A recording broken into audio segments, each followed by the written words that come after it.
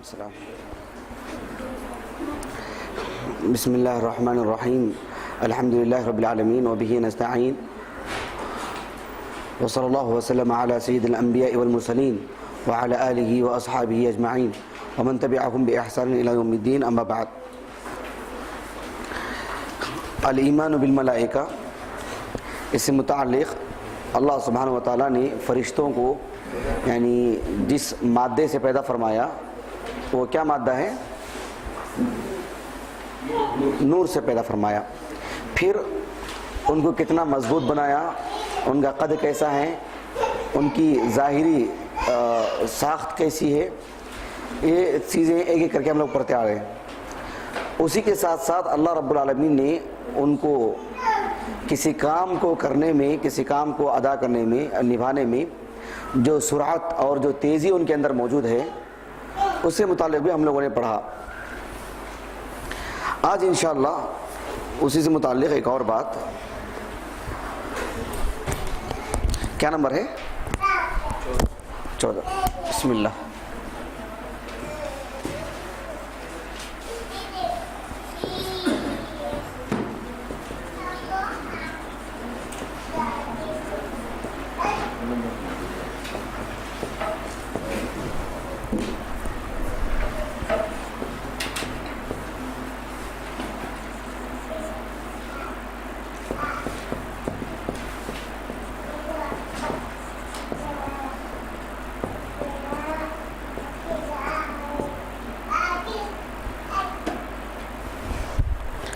الامور جمع ہے، واحد ہے؟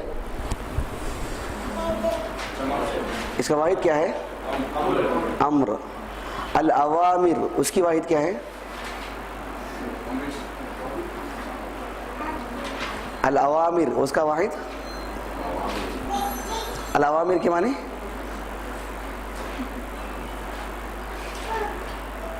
اوامر و نواہی. ہاں، کسی نیکی کا حکم دینے کے لیے بولتے ہیں. اس کا واحد کیا ہے؟ امر. جی، فرق کیسے ہوگا جمع میں؟ جمع کے اعتبار سے امر امور، امر اوامر. بول کے لکھیے.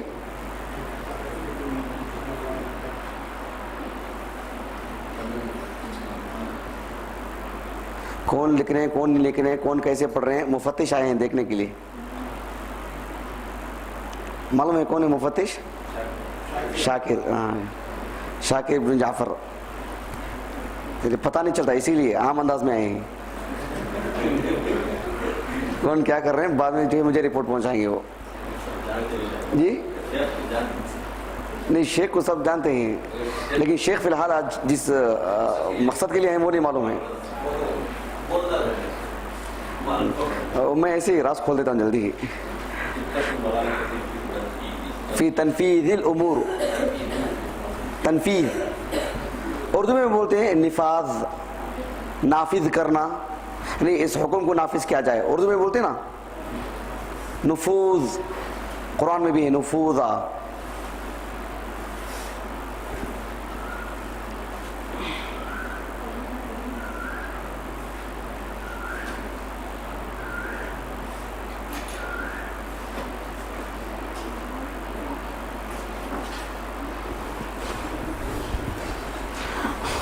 حسن نہیں رجسٹر کہاں ہے؟ شاکر کو دیکھو.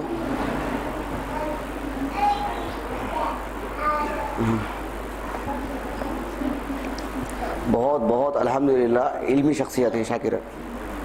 آپ لوگ قریب ہوں گے تو آپ کو معلوم ہوگا. بہت علمی شخصیت ماشاءاللہ.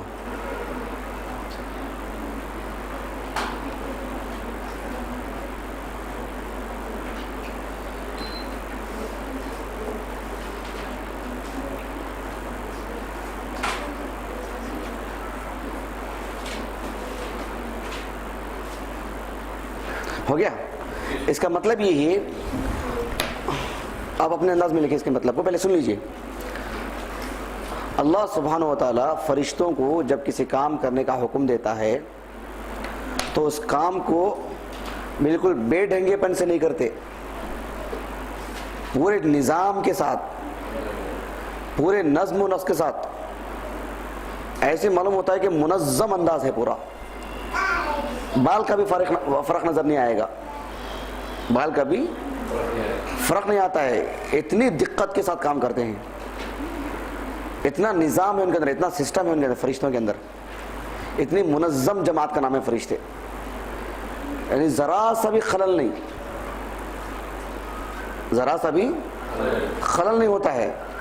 اب چونکہ ہم لوگ ایک بڑی جماعت عمرے کے لیے گئے ہیں، اس وجہ سے بتلا رہا ہوں، اور اکثر موجود ہیں مکہ اور مدینہ، یعنی کعبۃ اللہ، یعنی مسجد حرام اور مسجد نبوی، وہاں کی جو پولیس ہے اور وہاں کی جو دیگر جو کارندے ہیں جو کام انجام دیتے ہیں، کیسے رہتے ہیں وہ لوگ، یعنی ہزاروں کی تعداد میں لوگ، اتنی بھیڑ رہتی ہے، اس کے باوجود بھی اپنے کام برابر، خلل ہی نہیں ہوتا ہے، کسی کو کوئی ٹینشن ہی نہیں، ان کا کام برابر ہو رہا ہے، جو ہو رہا ہے وہ برابر ہو رہا ہے۔ ایک اس کی ادنا شکل ہے اس کی، بلکہ اس کا مقارنہ، اس کا موازنہ ہی نہیں کر سکتے، کمپیئر ہی نہیں کر سکتے۔ فرشتوں کے معاملے میں جو بات ہے وہ تو بڑی عجیب و غریب ہے۔ چند ایک نصوص پڑھیں گے انشاءاللہ، اس سے باتیں واضح ہوگی۔ اپنی بات بتانے سے پہلے، اپنی طرف سے نصوص بتانے سے پہلے، آپ لوگ میں سے کوئی مثال دے سکتے ہیں کیا؟ فرشتے کس دقت کے ساتھ کام کرتے ہیں، کتنی باریکی کا لحاظ کرتے ہیں وہ؟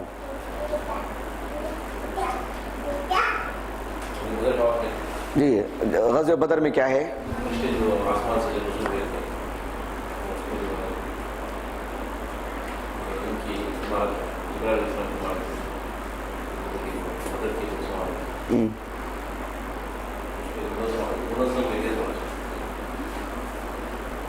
اور ہاں چلو بلند آواز سے۔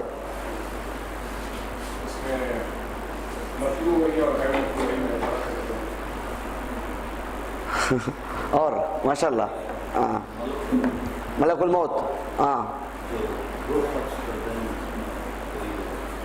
سیکنڈ کا بھی فرق نہیں رہتا، ماشاءاللہ ہاں۔ اور عموماً لوگ لکھتے ہیں موت کے قریب تھے، جو ہے اچانک بچ گئے، نہیں، موت نہیں تھی وہاں پر، اس لیے کہ لا یستاخرون ساعۃ ولا یستقدمون۔ ہمارے رشتہ دار میں ایک صاحب کا انتقال ہو گیا 2006 میں، اس وقت یعنی ان کا علاج و معالجہ ہو رہا تھا، اس دوران اچانک کچھ خبر ملی کہ جو انتقال ہو گیا ہے کر کے، پھر معلوم ہوا کہ نہیں، سانس جاری ہے، تو کچھ رشتہ دار وہاں پر کھڑے ہو کے باتیں کر رہے تھے کہ جو ہے وہ ہاتھ سے رسی چھوٹ کے پھر آ گئی واپس۔ نہیں، اصل میں ان کی کم علمی ہے، کم علمی، اس لیے کہ ایسا معاملہ نہیں ہے۔ لا یستأخرون ساعۃ، ساعۃ کے معنی گھنٹے کا معنی نہیں، وہاں گھنٹے کے معنی میں نہیں، یعنی پورے 24 گھنٹے کا، 24 بول رہا ہوں، 60 منٹ کا ایک گھنٹہ، اس معنی میں نہیں، وہ یعنی پلک جھپکنے کے برابر بھی اس میں فرق نہیں ہوتا، ادنا سا بھی فرق نہیں ہوگا، اس وقت جہاں وہیں ویسے۔ تو یہ جو معاملہ ہے بڑا عجیب و غریب معاملہ، جی ہاں جی ہاں، ایسی مثالیں بہت ساری ہیں، لیکن جس میں سب سے زیادہ دقت نظر آتی ہے، جس میں واقعی لگے دل کو بات، ورنہ ان کا ہر معاملہ ایسی ہوتا ہے، ان کا ہر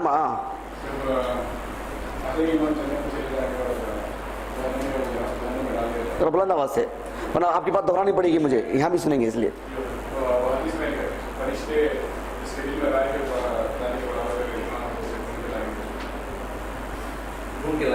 ہاں، اس سے پہلے اہل ایمان بھی جائیں گے، وہ بھی ڈھونڈ کے لائیں گے، اسی حدیث میں ہے، اسی حدیث میں ہے۔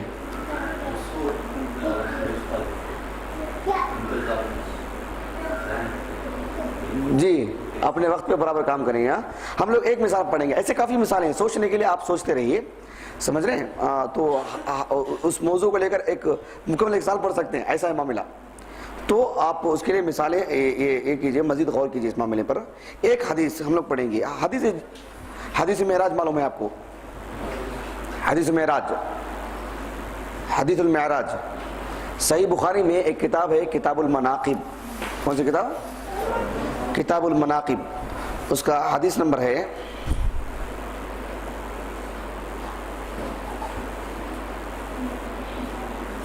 3870 پر 7، 3870 7 حدیث کافی معروف ہے. اس حدیث میں بہت ساری باتیں، گزشتہ کلاس میں ایک بات آئی تھی، مناقب، کتاب المناقب. حدیث سب کو معلوم ہے، قصہ سب کو معلوم ہے، اس میں غور کرنے کی بات ہے. 3870. گزشتہ بار حدیث معراج کا ذکر آیا تھا، اس میں کیا بات آئی تھی؟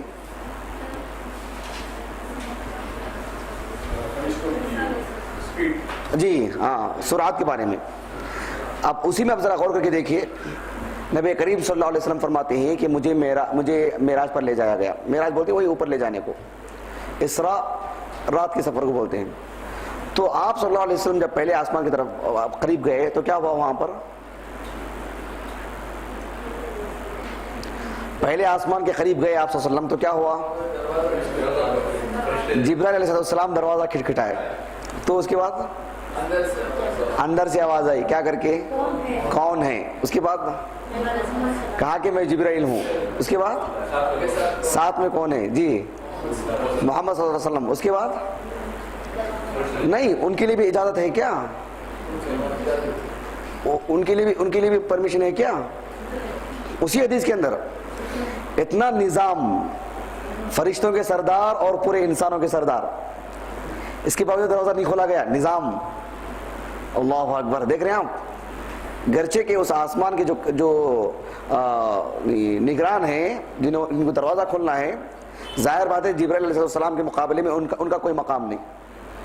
اس لیے کہ حملۃ العرش، جو عرش کو اٹھائے ہوئے ہیں، بڑے معزز بہت محترم فرشتے ہیں وہ دیگر فرشتوں کے مقابلے میں. لیکن جبرائیل علیہ السلام کے مقابلے میں اللہ سبحانہ و تعالیٰ نے سب سے بڑا مقام عطا کیا ان کو. تو پھر وہ جو دروازہ جو کھولنا ہے، اس فرشتے کا جو مقام اللہ نے عطا کیا، جو منزلت ہے ان کی، جو رتبہ ہے، جبرائیل علیہ السلام کے مقابلے میں کیا ہے.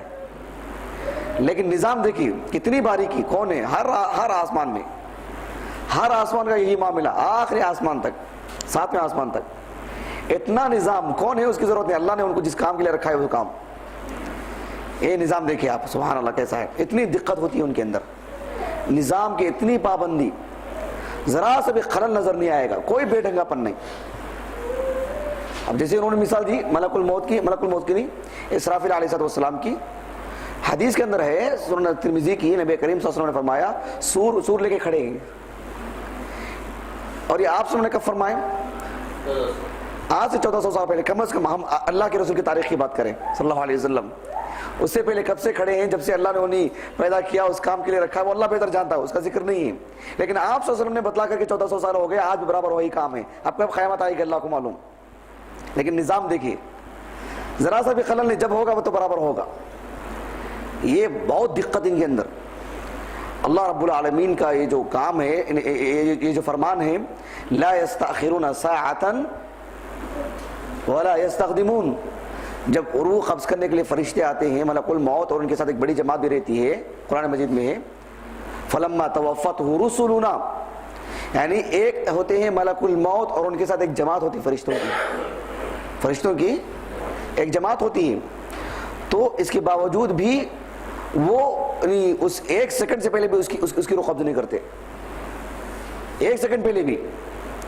کئی ایسے ہمارے رشتہ داروں میں، ہمارے دوست و احباب میں ہم لوگ دیکھتے ہیں کہ اتنی نازک حالت ہو جاتی ہے، ہم لوگ سمجھتے ہیں کہ ابھی ان کا انتقال ہو جائے گا، لیکن پھر دیکھتے ہیں کہ 20 سال 30 سال تک زندہ رہتے ہیں. ایسی مثالیں ہیں کہ نہیں ہیں؟ 1-2 مثالیں ہیں کیا اس کی؟ گھر میں مثال مل جائے گی، گلی کی مثال ہے یہ. کتنے ایسے لوگ ہیں حادثے میں اتنی بری طرح جو ہے وہ کیا بولتے ہیں، زخم آ جاتے ہیں ان کو، اتنی بری حالت ہو جاتی ہے، اس کے باوجود دیکھیں بعد میں شادی تک ہو جاتی ہے. کیا ہے، ہمارے ایک عمری برادر تھے، اتنا خطرناک حادثہ ہوا ان کا، پورا منہ پھوٹ گیا ان کا، دانت پورے باہر نکل گئے ان کے، اتنی حالت خراب ہو گئی، سب کچھ ہوا. ابھی جو بچے ہیں ان کو شادی سب ہو گئی. تعجب ہوتا ہے ان کی جب پہلی حالت دیکھا تھا میں. ایسے عجیب و غریب، اللہ اکبر. لا یستأخرون ساعۃ ولا یستقدمون. اتنا نظام، اتنی زبردست نظام کے پابند ہے. اگر آپ اور کرتے جائیں تو آپ کو اس کے بے شمار مثالیں مل جائیں گے. ایک دیکھیں مثال، چونکہ ہم لوگ روزانہ نماز پڑھتے ہیں، اس کے لیے ایک مثال دیتا ہوں میں آپ کو. صحیح مسلم کی ایک حدیث ہے، جی نماز کے لیے بولا تو کیا مثال رہے گی بولی؟ جی ہاں جمعہ کو کیا ہے؟ جی ماشاء اللہ. آپ صلی اللہ علیہ وسلم کی حدیث ہے، یہ میں جمعہ کی بات نہیں کیا تھا، یہ 5 وقت کی نماز کی مثال دینے جا رہا ہوں. جمعہ کی بھی مثال بھی مل گئی چلے الحمدللہ. ایک زندگی کی مثال مل گئی، ایک جمعہ کی مل گئی. سال کی کوئی مثال ہو تو بولیے. یہ جمعہ کی مثال ہو گئی. آپ صلی اللہ علیہ وسلم نے فرمایا جب خطیب اپنے گھر سے نکلتا ہے خطبہ دینے کے لیے اور مسجد میں داخل ہو جاتا ہے ممبر پر چڑھنے کے لیے تو فرشتے بھی برابر جو ہے رجسٹر بند کر کے بیٹھ جاتے ہیں. اتنا نظام. پھر کون آ رہے ہیں ان کو کوئی پرواہ نہیں. کون آ رہے ہیں کوئی پرواہ نہیں. وہ وہاں کے بڑے ہیں، وہ ہیں، ان کی یہ مجبوری تھی، ان کا یہ مسئلہ وہ مسئلہ نہیں. انہوں نظام جو پہلے ہے سو پہلے آئے. اس قدر زبردست نظام کی پابندی ہماشا کسی کا خیال نہیں کرتے. اللہ اکبر کس قدر نظام ہے. دیکھیں صبح میں فرشتے آتے ہیں، اثر کو کر کے چلے جاتے ہیں. ہمارے عمل چلے گئے. اثر کو آتے ہیں فجر تک رہتے ہیں. یتعاقبون، ایک دوسرے کا پیچھا کرتے رہتے ہیں. اس قدر نظام. ذرا سی تاخیر ہو گیا آج ٹرینوں کی طرح نہیں 1 گھنٹہ لیٹ کر کے، ایسا معاملہ نہیں. اور کبھی اثر لیٹ کبھی اثر جلدی، ایسے کبھی فجر یہ، لیکن ان کا نظام برابر جیسے ہوگا ویسے. اس قدر نظام کے ساتھ. اللہ اکبر کتنی تعجب کی بات ہے نا ماشاءاللہ. اللہ رب العالمین نے کتنا زبردست نظام رکھا. دیکھیں ان کے اندر کتنا پابند کیا ہے ان کو. ان کی طبیعت میں، ان کی مزاج میں اللہ رب العالمین نے بات رکھی کہ وہ اللہ سبحانہ و تعالیٰ کے حکم کی بجاوری میں یعنی ذرا سی بھی تاخیر نہیں کرتے، ذرا سے بے ڈھنگا پن نہیں. اتنا لاجواب نظام. کسی اچھی جگہ چلے جاتے. اسی لیے یعنی سب سے زیادہ نظام مسلمانوں کے اندر آنا چاہیے، کیونکہ ہم اللہ سبحانہ و تعالیٰ کی کتاب کو پڑھتے ہیں. اللہ رب العالمین نے یہ سب باتیں ہمارے لیے کیوں بیان کی؟ تاکہ ہم پڑھیں تو ہمارے اندر وہ تربیت ہو، ہمارے اندر چیزیں آئیں. ہم اللہ سبحانہ و تعالیٰ کے بارے میں عقیدہ رکھتے ہیں کہ اللہ تعالیٰ کن کہتا ہے تو پھر وہ فیکون، وہ ہو ہی جاتا. وہ اللہ رب العالمین کو کسی کام کرنے کے لیے 6 دن کی ضرورت ہے کیا؟ نعوذ باللہ. لیکن اللہ رب العالمین نے اس کائنات کو 6 دن میں پیدا فرمایا. بچے کی خلقت کے لیے کن، وہ ایک 40 سال کا آدمی نہیں بن جا سکتا، لیکن باقاعدہ مراحل، ایک مرحلے کے بعد، ایک مدت کے بعد دوسرا مرحلہ، تیسرا مرحلہ، چوتھا مرحلہ، پھر جو اپنی اس کی ولادت ہونے کے بعد کے مرحلے، بچپنا، پھر اس کی ایک زندگی. یہ اس قدر دقت، اس قدر باریکی، سبحان اللہ، عجیب و غریب معاملہ.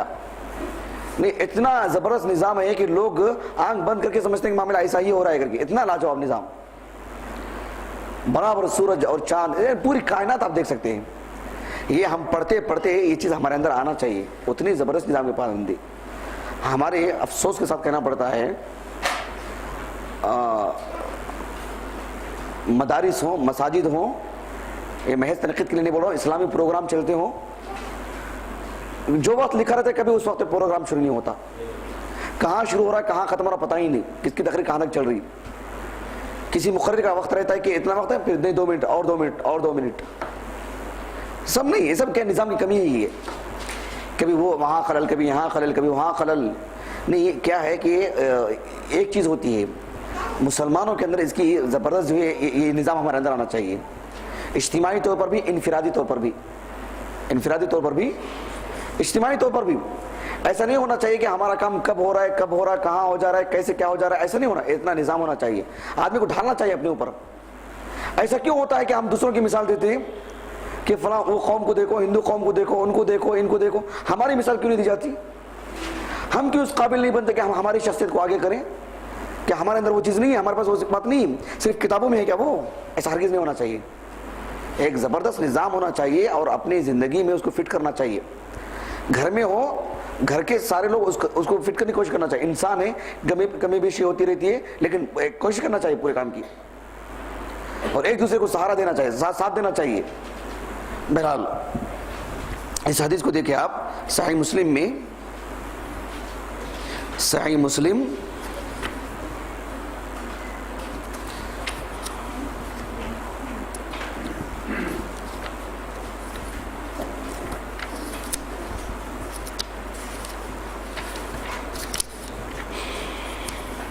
جی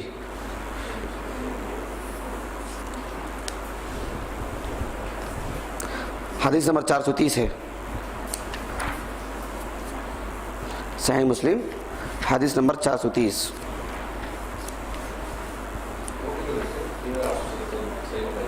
3000 وہ کتاب المناقب باب المعراج نہیں، صحیح بخاری کتاب المناقب باب المعراج.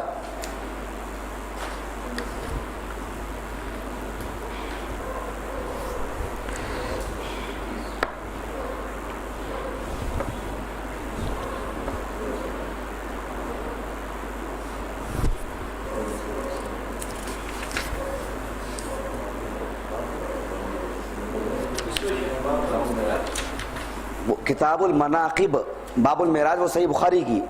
یہ اب جو بتانے جا رہا ہوں صحیح مسلم کتاب الصلاح، صحیح مسلم کتاب الصلاح حدیث نمبر 430. جابر بن سمرہ رضی اللہ عنہ وہ حدیث کے راوی ہیں. یہ کہتے ہیں رسول اللہ صلی اللہ علیہ وسلم ایک مرتبہ ایسے ہی آئے، ہمارے پاس سے نکلے، ہمارے پاس سے گزر ہوا آپ صلی اللہ علیہ وسلم کا. تو یہ حدیث بڑی اہم ہے، ذرا سنیے گا، سنیے. آپ صلی اللہ علیہ وسلم نے فرمایا ما لی اراکم رافعی ایدیکم کأنہا اذناب خیل شمس اسکنوا فی الصلاۃ. نبی کریم صلی اللہ علیہ وسلم نے ایک مرتبہ صحابہ کو دیکھا کہ نماز میں ہاتھیں اٹھا رہے ہیں، نماز میں ہاتھیں اٹھا رہے ہیں.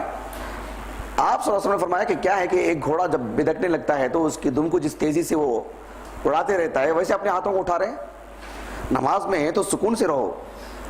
یہ بات نبی کریم صلی اللہ علیہ وسلم نے یعنی نماز میں رفع الیدین کرنے سے منع کرنے کے لیے کہا.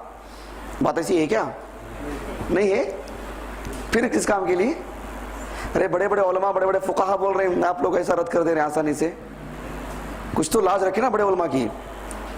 بڑے بڑے علماء بڑے بڑے مفتیان اعظام ان کا کہنا ہے کہ اس حدیث کو نبی کریم صلی اللہ علیہ وسلم نے رفع الیدین کے لیے منع کیا، اور آپ ہیں کہ کچھ ہے ہی نہیں. کیا ہے آپ کا مقام؟ بڑے بڑے علماء سے ٹکر لیتے ہیں آپ لوگ. جی بولیے کیوں مرنا تھا نبی کریم صلی اللہ علیہ وسلم نے اس بات کو؟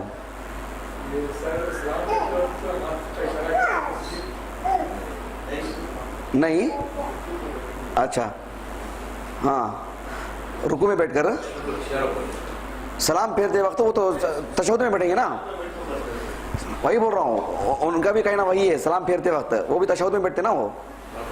ہاں آپ صلی اللہ علیہ وسلم نے صحابہ کو آپس میں دیکھا کہ جب تشہد میں بیٹھے رہتے ہیں، جب سلام پھیرتے نا ادھر السلام علیکم ورحمۃ اللہ، السلام علیکم ورحمۃ اللہ، پہلی بات اشارہ ہاتھ سے نہیں کرنا چاہیے سلام کے لیے. آپ صلی اللہ علیہ وسلم نے منع فرمایا اور کہا کہ تمہارے لیے یہ بات کافی ہے کہ تم سلام ادھر موڑ لو. صراحت ہے حدیث کے اندر، ایک ہی حدیث کے اندر. اور تعجب کی بات یہ ہے حدیث صحیح مسلم میں ہے. امام مسلم رحمہ اللہ اس حدیث کو جب نماز ترتیب سے بیان کیے تو رفع الیدین کی جگہ میں رفع الیدین کی حدیث لائے. تشہد کے مقام پر یہ حدیث لے کر کے آئے سلام پھیرنے کی جگہ میں. وہاں رفع الیدین والی کلیئر حدیث جو وہاں لے کے امام مسلم لے کر آیا ہے ان کی اقتدا میں کوئی بات ہی نہیں کرتا. سلام پھیرنے کی جگہ کی حدیث کو زبردستی اس پہ لے کے گفتگو کرنا صحیح مسلم کی حدیث ہے. اور رفع الیدین والی جو حدیث صحیح مسلم امام مسلم رحمہ اللہ نے رفع الیدین کے مقام پر لے کر کے آئے اور امام نووی نے باب قائم کیا کہ رفع الیدین کرنا چاہیے نماز میں. اس کی طرف توجہ ہی نہیں.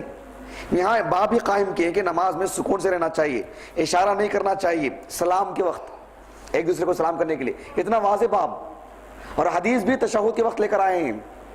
رفع الیدین والی حدیث بھی موجود ہے. امام نووی نے باب بھی قائم کیا ہے، لیکن مفتیان اعظام کو نظر ہی نہیں آتی. وہ بات نظر نہیں آتی، نہیں دیکھتے، نہیں انجانے بن جاتے ہیں. یہ حدیث نبی کریم صلی اللہ علیہ وسلم نے دیکھیے، کبھی بھی مسلمان کو متعصب نہیں ہونا چاہیے. جو آدمی جس کام کے لیے متعصب ہو جاتا ہے نا، پہلے سے فکر بنا لیتے ہیں، ایک فکر بنا لیتے ہیں اور اسی کے مطابق اپنے آپ کو ڈھالنے کی کوشش کرتے ہیں. پورے نصوص کو اسی سے ڈھونڈ لاتے ہیں. ابھی فی الحال دور حاضر کا مسئلہ دیکھیں آپ، ووٹنگ کا مسئلہ ابھی جمعہ میں بتلایا تھا میں. پہلے ایک فکر بٹھا لیتے ہیں، نظام اللہ کا، حکم اللہ کا، کائنات اللہ کی. کافر کے نظام میں ہم کیوں ووٹ ڈالیں؟ ان کے شبہ ہی ہے. اللہ کے پاس ان کی کچھ نہیں چلے گی.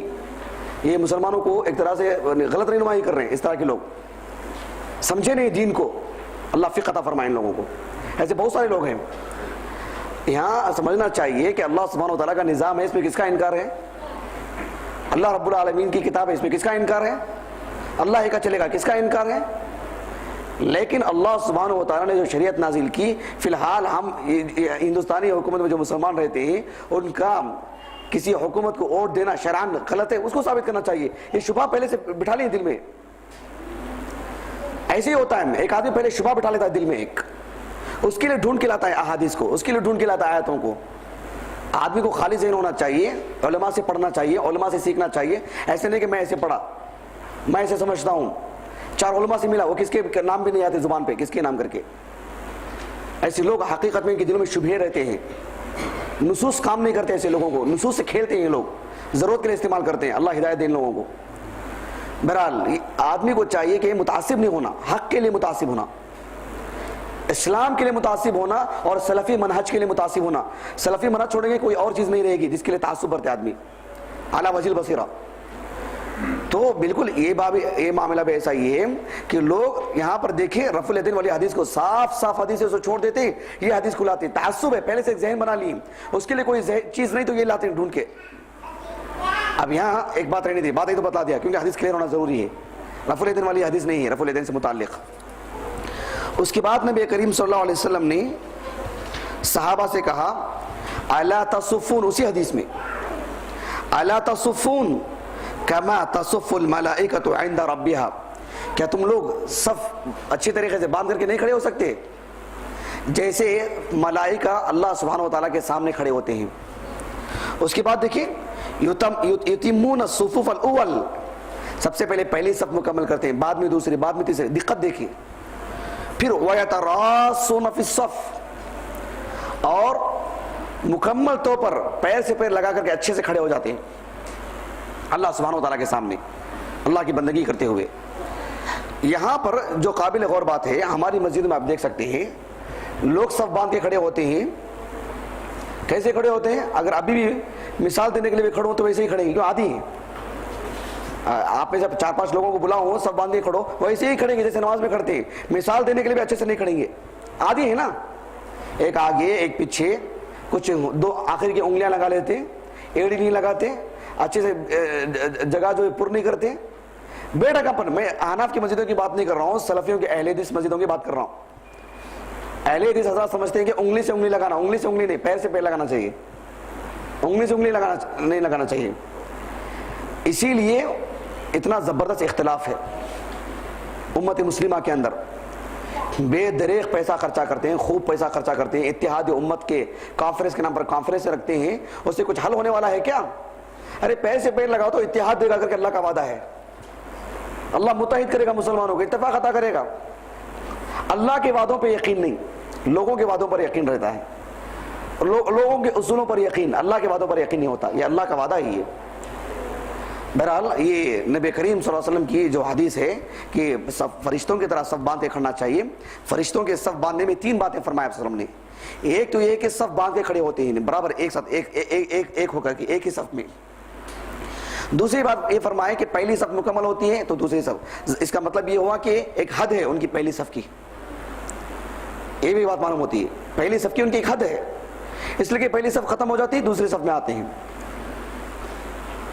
آپ کو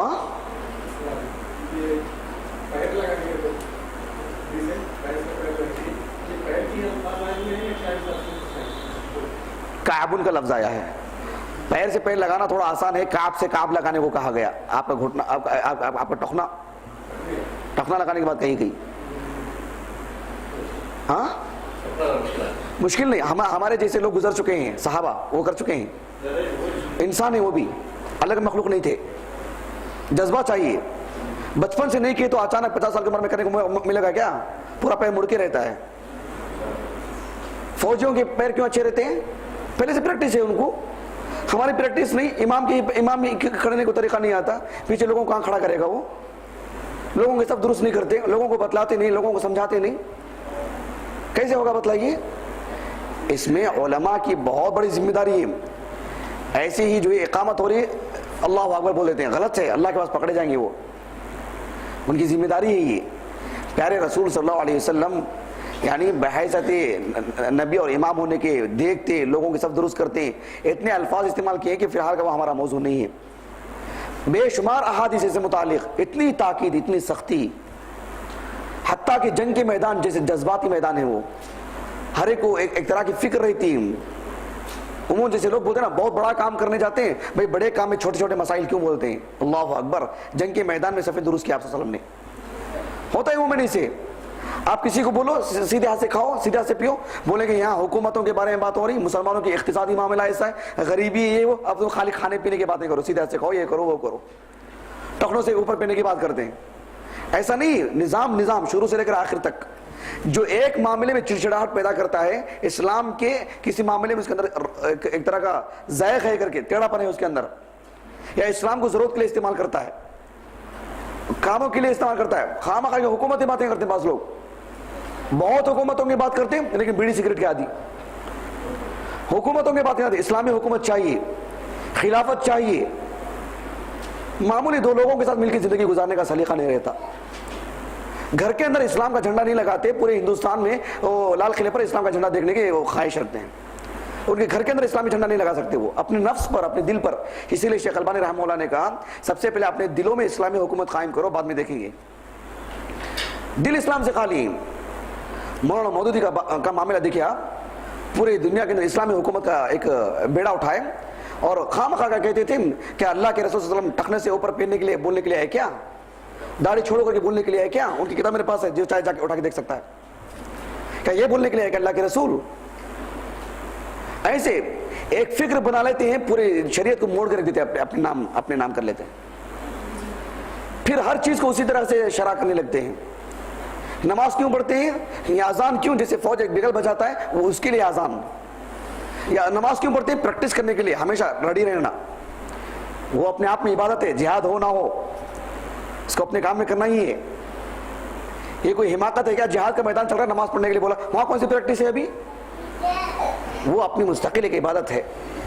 روزہ بھوک برداشت کرنے کے لیے، بھوک برداشت کرنے کے لیے یہ ہے کیا؟ وہ ایک ہی وجہ ہے، ایک عبادت ہے وہ. ایسے ہر چیز کو ایسے کیوں کر کے رکھ دیا گیا؟ اسی لیے ایسے بڑے بڑے کام کرنے والے وحید الدین خان عمر آباد آئے تھے، ایسی بڑی بڑی باتیں بائیں ہاتھ سے کھا رہے ہیں. میں اپنے آنکھوں سے دیکھا. میں جب ان سے کہا گیا تو ایک دم چہرہ بدل گیا، یہ سب کچھ کر لیے کہ یہ چھوٹی موٹی باتوں کو کیوں اختلاف. جو ایسے سنتوں کے سلسلے میں کھیلتے ہیں ان کے دلوں میں کوئی ذائق ہے. اسلام کو ضرورت کے لیے استعمال کرتے ہیں وہ لوگ، ضرورت کے لیے. ایسے مفکرین کی ضرورت نہیں اسلام کو، واللہ المستعان. بہرحال یہ بہت سخت تربیت کی ضرورت ہے، اور کسی بھی مسلمان کی نجات خالص سلفیت میں ہے. سلفیت چھوڑیں گے کسی میں نجات نہیں رکھا اللہ نے، کیونکہ اسلام کا حقیقی دوسرا نام ملتا جلتا ہو بہو، اس کا عکس پوری چھاپ دیکھنا چاہیں آپ، جیسے آئینے میں آدمی دوسرا نظر نہیں آتا، ہو بہو وہی بالکل. اسلام کو اگر اس کا کوئی آئینہ ہے تو پھر وہ سلفیت ہی ہے. دونوں ایک ہی چیزیں. جو جتنا پکا رہے گا سلفیت میں وہ اسلام میں اتنا پکا رہے گا. جو سلفیت کو جو ضرورت کے لیے لے گا وہ اسلام کے لیے بھی ضرورت کے لیے لے گا، وہ معنی اس کا. بات گرچہ کہ اس کی آ رہی ہے، بتانا چاہ رہا ہوں میں آپ کو کہ فرشتوں کے اندر جو صف بندی ہے، صرف اس وجہ سے یہ حدیث نہیں بیان کی گئی ہے کہ فرشتوں سے متعلق ہم کو معلومات مل جائے گا وہ ایک صف میں کھڑے ہوتے، نہیں، ہماری تربیت کے لیے بات بیان کی گئی ہے، ورنہ اور کوئی مقصد نہیں تھا. آپ صلی اللہ علیہ وسلم نے صحابہ کو بکھرے کھڑے دیکھا، ان کی تربیت کرنے کے لیے صرف درست کھڑے ہو جاؤ ایسے نہیں کہا کہ فرشتوں کی طرح کیوں نہیں کھڑتے بولے جو اپنے رب کے سامنے کھڑے ہوتے ہیں. حدیث کے اندر وضاحت ہے. دیکھیے اللہ تصفون کما تصف الملائکۃ عند ربها، کیا فرشتے جیسے اپنے رب کے سامنے کھڑے ہوتے ہیں ویسے کیوں نہیں کھڑے ہو جاتے؟ اچھی طریقے سے مضبوط ہو کر کے، پھر ویتراصون، اچھی طرح جم کر کے قدم سے قدم لگا کر کے کھڑے ہونا، کوئی جگہ نہیں چھوڑنا درمیان میں. ایک صف ہو جائے، اتنا نظام، اتنی دقت، یہ بہت ضروری ہے.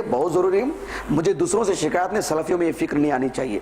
سلفیت کو اللہ کے واسطے اپنی نجات کے لیے، سلفیت پہ احسان نہیں کر رہا ہے کوئی، اللہ کی خاطر سلفیت کو لینا ہے، مکمل لیں، ضرورت کے لیے نہیں لینا چاہیے، ہرگز بھی نہیں. ورنہ وہ کسی طور پر بھی کامیاب آدمی نہیں رہے گا، اللہ کے نزدیک کامیاب مسلمان نہیں رہے گا. وہ سلفیت کو مکمل طور پر لینا چاہیے، 100%.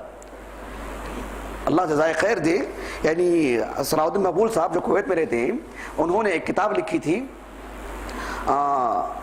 دعوت الشیخ الاسلام ابن تیمیہ. وَأَثَرُهَا عَلَى الْحَرَكَاتِ الْإِسْلَامِيَّةِ الْمُعَاصِرَةِ کہ جو ہندو پاک میں، بر صغیر میں، صرف بر صغیر میں نہیں بلکہ عالمی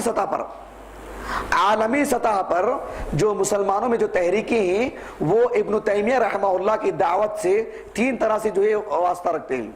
تعلق، واسطے کے معنی تعلق. کچھ مسلمان ایسے ہیں، تحریکیں ایسی ہیں جو ابن تیمیہ رحمہ اللہ سے مکمل طور پر اتفاق رکھتے ہیں.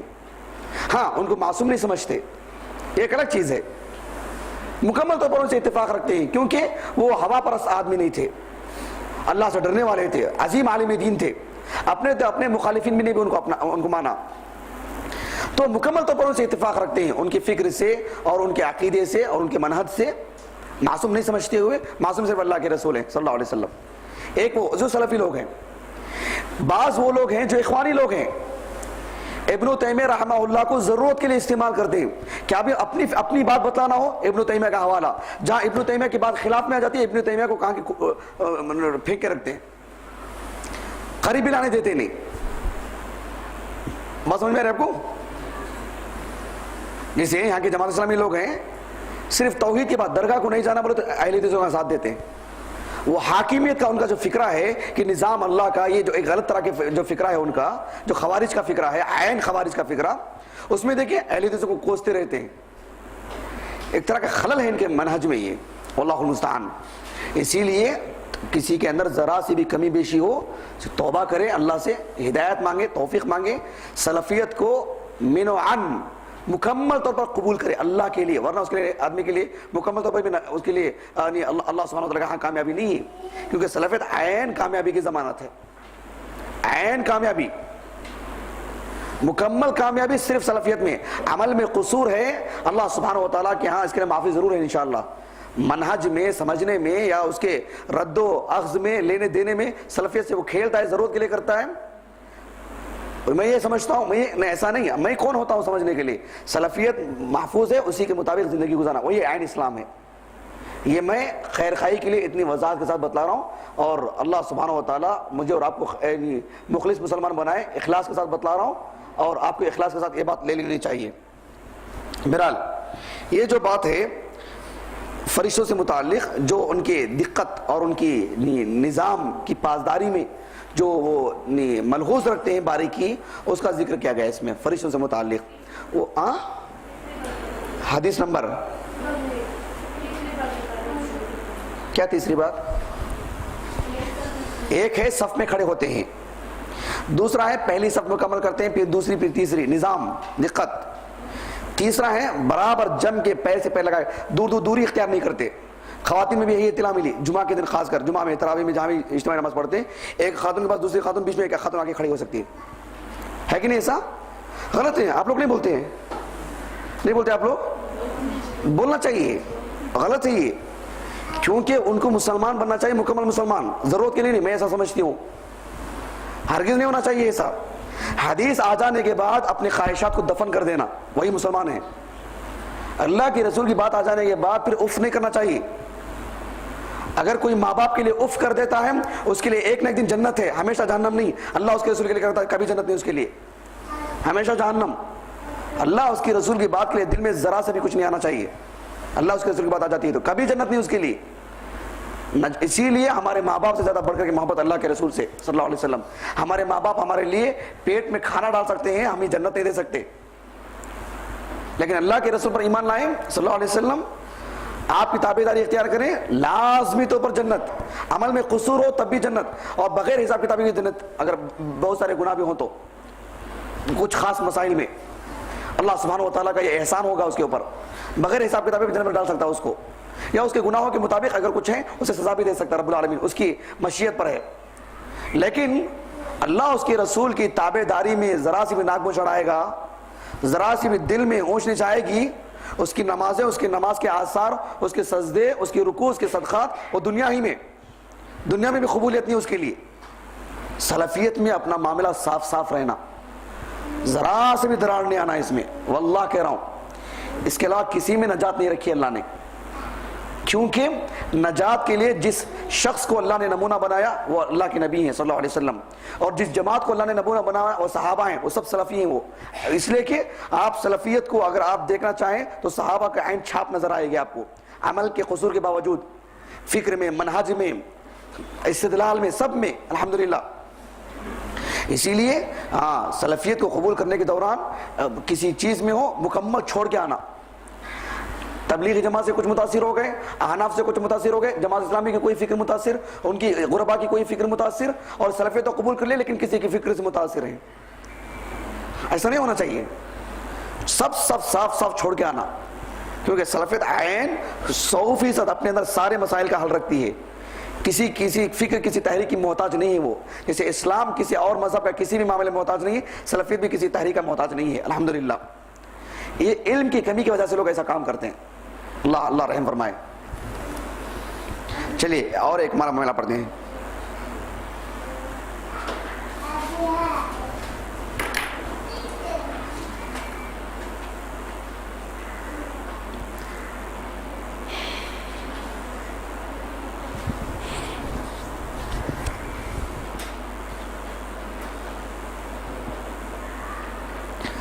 فرشتوں کی تعداد سے متعلق، فرشتوں کی تعداد سے متعلق وہ آیتیں انشاءاللہ، اچھا یہ آیتیں میں لکھ لیجئے آپ لوگ، سورہ الفجر کی آیت لکھ لیجئے، ابھی جو موضوع لکھوایا تھا میں صف بندی کے سلسلے میں، سورۃ الفجر آیت نمبر 22، سورہ نمبر کیا ہے اس کا؟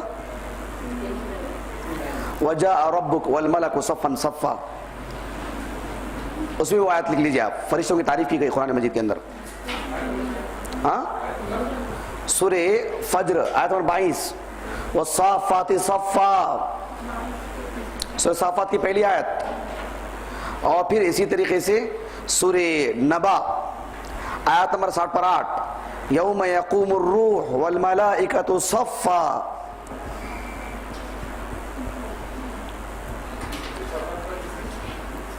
سورۃ النبا آیت نمبر 60 پر 8، سورۃ النبا، سورۃ الفجر آیت نمبر 22، ان الذین یقاتلون فی سبیلہ صفا، میدان جہاد میں اللہ نے کہا کہ اتنا نظام ہے تو پھر مسجد میں کتنا نظام آنا چاہیے میدان جہاد میں۔ جی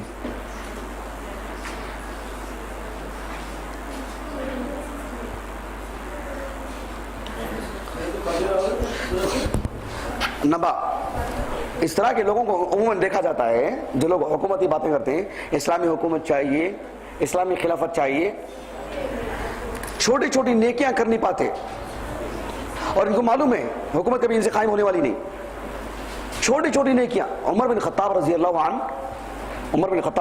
عنہ جب عراق فتح ہوا تو ذرا سی تاخیر ہو گئی، عمر بن خطاب رضی اللہ عنہ نے باقاعدہ خط لکھا ان کو، کہا کہ تمہارے شامت اعمال کا نتیجہ ہی ہے، تمہاری برائیوں کا نتیجہ ہے، دیکھو کیا چھوٹی چھوٹی نیکیاں تمہارے سے فوت ہو رہی ہیں،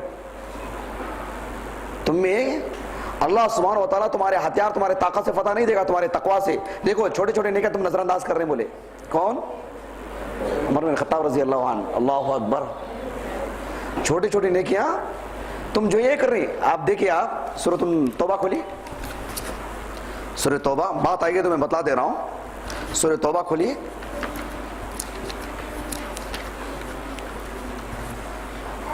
جانتے ہیں عمر کون ہے؟ جانتے نہیں جانتے؟ آپ صلی اللہ علیہ وسلم نے فرمایا کہ ان کی زبان سے اللہ نے حق کو جاری کر دیا ہے۔ دیکھیں آیت نمبر 111 اور 112 میں، میں تفصیل میں نہیں جا رہا ہوں، صرف اشارہ دے رہا ہوں آپ کو، وقت نہیں ہے میرے پاس، نہ اصل آج کا موضوع ہے، صرف یہ بتانا چاہتا ہوں میں کہ ہم لوگ پیر سے پیر لگانے کو عموماً چڑچڑاتے لوگ بولتے ہیں کہ اتنے مسائل ہیں، صرف پیر سے پیر لگانے کی بات کر رہے ہیں۔ جو ایسے نیکیوں کو جو لوگ ضائع کرتے ہیں ان کے اندر حقیقت میں ایمان سے محبت نہیں ہونے کی دلیل ہے وہ۔ آپ غور کر کے دیکھیں آیت نمبر 111 میں اللہ رب العالمین نے مجاہدین کی سب سے بڑی تعریف کی اس آیت کریمہ میں، کہا کہ ان اللہ اشتری من المؤمنین انفسہم واموالہم بان لہم الجنہ، جو لوگ اپنے نفس اور اپنے مال ان دونوں کو اللہ سبحانہ و تعالیٰ سے یعنی جنت کے بدلے میں خرید لیتے ہیں. یعنی اللہ نے جو خرید لیا ہے ان کے نفس اور ان کے مال کو. یعنی اللہ سبحانہ و تعالیٰ کو ہم نے اپنا نفس، اپنی جان، اپنا مال دے دیے ہیں، بدلے میں جنت، یعنی سودا ہو رہی ہے. یعنی کہ یقاتلون فی سبیل اللہ فیقتلون ویقتلون، اللہ سبحانہ و تعالیٰ کے راستے میں وہ قتل کرتے ہیں، وہ خود مارتے ہیں، وہ مارے بھی جاتے ہیں، شہید ہو جاتے ہیں.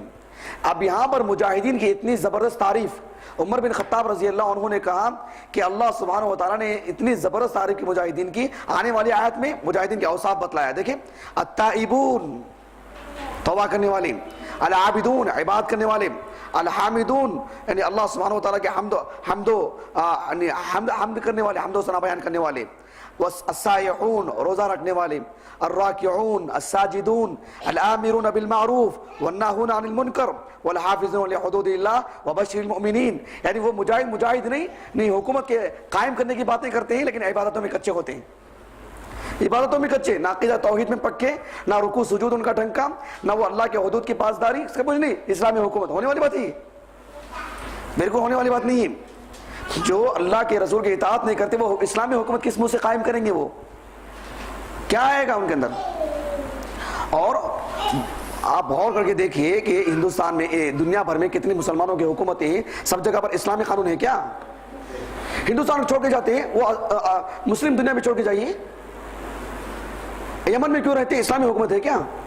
مصر میں اسلامی حکومت ہے، لیبیا میں اسلامی حکومت ہے.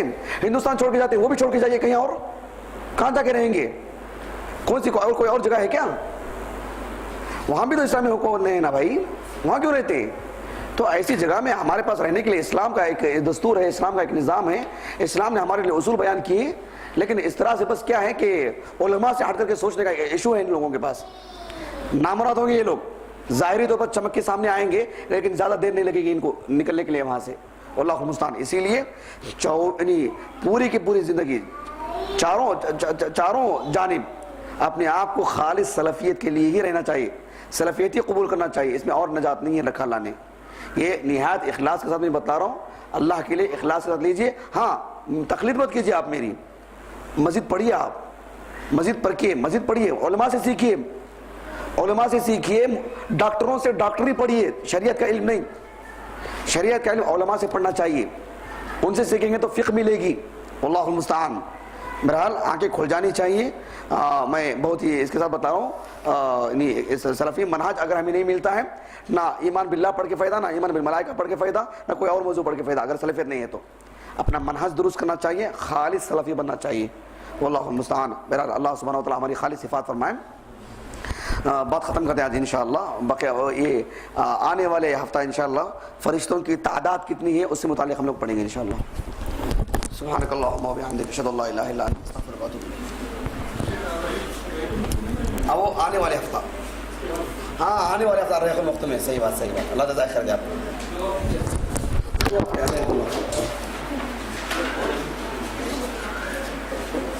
جی. میں اس وقت واقعہ بولنا چاہ رہا تھا لیکن کہیں پڑھا نہیں سنا ہوں اب تک، اس لیے نہیں بول پایا میں. نہیں میں ابھی پڑھا ہی نہیں، کہیں سنا ہوں، تحقیق نہیں کیا، اس لیے نہیں بولا میں واقعہ.